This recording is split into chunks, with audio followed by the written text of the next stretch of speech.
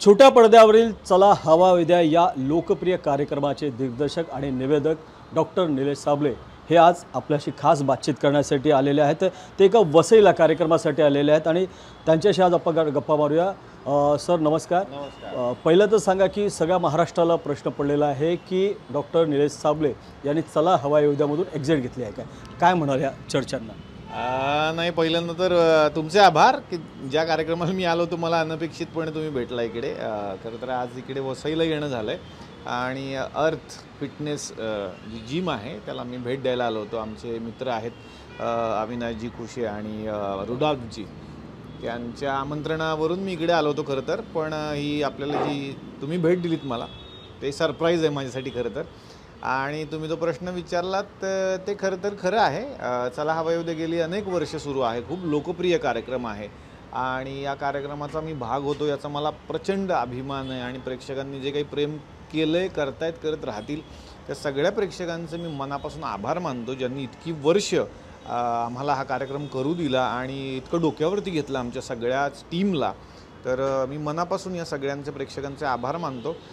पण आता काही कारणास्तव मी या कार्यक्रमाचा भाग नसणार आहे। गेल्या आठवड्यापासून मी थोडंसं यातून एक्झिट झालो आहे आणि याचं कारण एकमेव होतं की काही गोष्टी ज्या नवीन करायच्या होत्या मला। एक सिनेमाचं काम चालू आहे किंवा एका वेबसिरीजचं पण काम चालू आहे आणि थोडे तब्येतीच्या तक्रारी जरा वाढल्यात माझ्याकडे बघून तुम्हाला वाटत पण असेल। मी जिमला त्यासाठीच आलो की मला इकडे येऊन काही करता आलं जरा स्वतःमध्ये तर फार बरं होईल।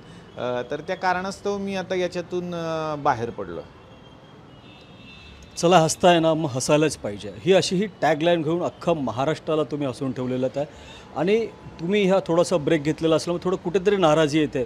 मग पुन्हा एकदा कधी आगमन होईल असं प्रेक्षकांना वाटतं? नाही बघा, प्रेक्षकांना हसवण्याचं काम परमेश्वरांनी आपल्याला शिकवलं असं मला वाटतं। ते त्यांनी दिलं म्हणून आपण लोकांना हसवतोय, त्यामुळे लोकांना आयुष्यभर हसवत राहणारच आहे।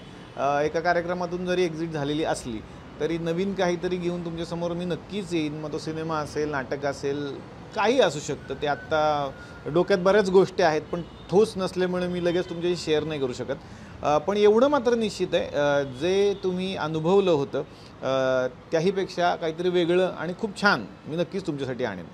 म्हणजे काय म्हणायचं, आगामी काळामध्ये डॉक्टर निलेश साबळे हे मोठ्या पडद्यावर दिसतील का प्रेक्षकांना काय? हां, निश्चित त्याचंच तर काम चालू आहे आणि लोकांना जी उत्सुकता आहे ती थोडीशी मी ताणून पण धरेन। पण माझं पुन्हा एकदा म्हणणं हेच आहे की ज्या कार्यक्रमाने मला इतक्या सगळ्या गोष्टी दिल्या, हा पहिला असा कार्यक्रम आहे जो 10 वर्ष चालला आहे। ह्याचं एक वेगळं रेकॉर्ड आहे स्वतःमध्ये।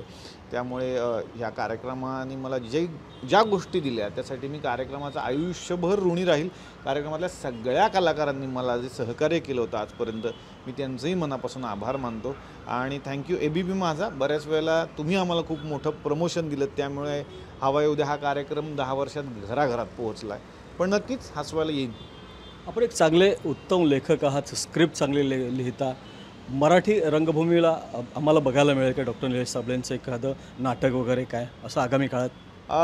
मी खरं तर नाटकात तुम्हाला सांगतो, मी एकच नाटक केलं, आंधळं दळतंय, जे शाहीर साबळे यांचं नाटक होतं आणि सुबकची निर्मिती होती। 25 प्रयोग त्याचे झाले होते आणि मी आणि केदार शिंदे सर यांनी आम्ही ते एकत्र नाटक केलं होतं। तेव्हा खूप धमाल आली होती। ते एकमेव मी व्यावसायिक नाटक केलं होतं। नाटकाच्या सध्या ऑफर्स आहेत की कराल का, पण सध्या नाटक नाही करणार आहे, पण सिनेमाचं काम मात्र चालू आहे आणि ते तुम्हाला लवकरच बघायला मिळेल। आज तुम्ही या वसईला आलेलात, अर्थ फिटनेस जिममध्ये एका कार्यक्रमासाठी आलेलात, काय अशा आठवणी आहेत वसईच्या, काय सांगाल जुन्या? वसई हे माझं कनेक्शन गेली अनेक वर्ष आहे, कारण वसईला माझे एक मित्रही राहतात देवेंद्र नेगी, त्यांच्याकडे माझं नेहमी येणं होतं आणि वसईला मी 1-2 कार्यक्रम पण केले होते। त्या निमित्ताने इकडे येणं झालं होतं आणि इकडचा हा सगळा भाग आणि याला एक ना मला नेहमी वाटतं की हा एक वेगळ्या पद्धतीचा गोवा आहे। इकडची घरं, इकडचं स्ट्रक्चर आणि खूप मोठा समुद्र किनारा लाभलेला आहे आणि माणसं जी काही गोड आहे तिकडची की प्रेमानं बोलवतात, त्यामुळे मी इकडे येतोच। आणि तसा मी फार फूडी नाही आहे, पण इकडे आलं की मला मासेही खायला मिळाले मागच्या वेळेला, त्यामुळे त्या काही गोष्टी असतात त्यासाठी येणं होतं। पण इथलं कल्चर खूप मोठं आहे, आध्यात्मिक याला एक मोठा वारसा आहे या भूमीला, त्यामुळे इकडे मला नेहमी यायला आवडतं। नक्कीच हे होते डॉक्टर निलेश साबळे यांनी सांगितलेलं एका छोट्याशा ब्रेकनंतर मी पुन्हा एकदा आगमन करणार आहे आणि तोपर्यंत चाहत्यांनी थोडीशी प्रतीक्षा ठेवावी। प्रभाकर कुडालकर, ABP माझा, वसई। एबीपी माझा, उघडा डोळे बघा नीट.